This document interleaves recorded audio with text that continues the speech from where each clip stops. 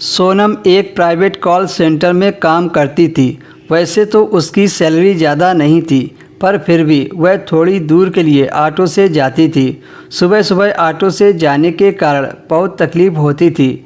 जहाँ 6 लोगों की जगह थी, वहाँ 8 लोग बैठ जाते थे। आज जैसे ही ऑफिस के लिए निकली तो ऑटो रिक्शा को हाथ दिया, वह रुक गया। उसने देखा उसमें तो जगह ही नहीं है।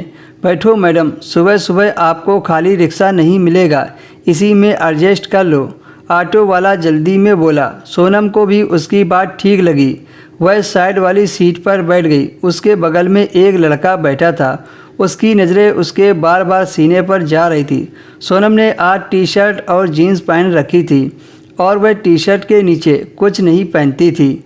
ऑटो चलने की वजह से वह हिल रही थी, जिसकी वजह से उसका सीना भी हिल रहा था।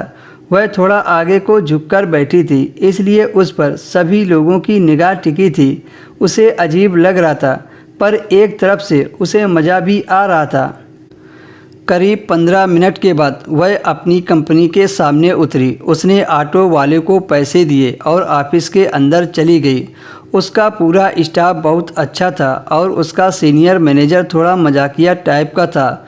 सोनम के अंदर घुसते ही उसे देखकर बोल पड़ा, आओ जाने मन, आज तो बिल्कुल भी लेट नहीं हो। उसे सभी स्टाफ के सामने थोड़ी शर्मिंदगी महसूस हुई, लेकिन वह कुछ बोले बिना ही सीट पर बैठ गई। उसने अपना लैपटॉप ऑन किया और पास में रखी पानी की बोतल से 2 घूंट पानी पिया और अपनी ईमेल चेक करने लगी तो देखा उसके सर का मेल था, जिसमें लिखा था आई मिस यू। इतना देखते ही वह अपने सर के केबिन में गई और पूछा कि आपने ये क्या भेजा है, आई मिस यू। सर खड़े हुए और सोनम को अपने ऊपर खींचते हुए बोले, सच में मैं तुमसे बहुत प्यार करता हूँ।